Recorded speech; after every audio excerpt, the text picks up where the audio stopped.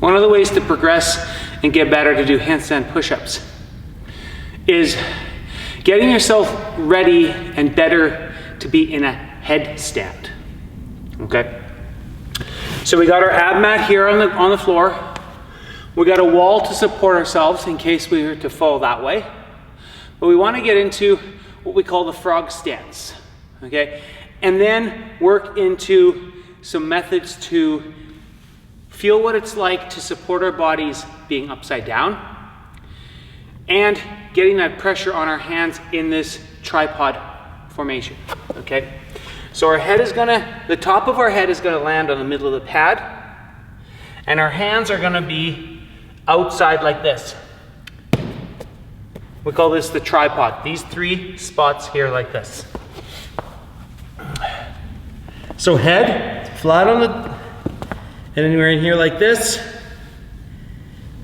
And then, so I wanna be able to see my hands in my peripheral vision while I'm upside down.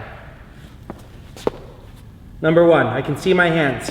Number 2, I want to put my knees on top of my elbows. Okay, like this. Okay, now I'm seated. My right toes are on the floor. My left toes are on the floor. My right and left hands are on the floor in my head. So 5 points of contact now.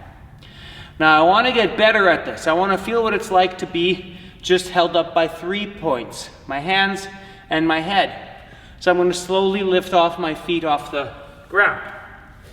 So we position ourselves like this, head flat. Now I want to shift my bum a little bit up as I lift my feet off the ground. That's step 1. Now in order to get better at this, let's go to step 2.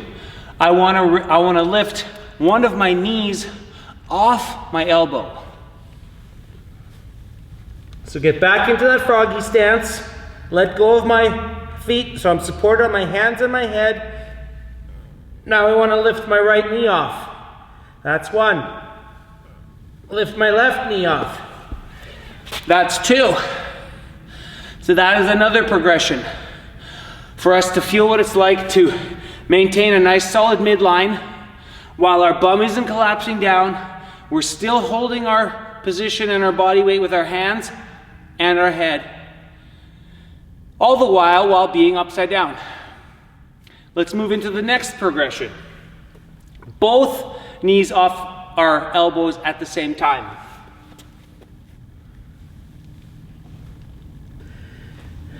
Get into the froggy stance.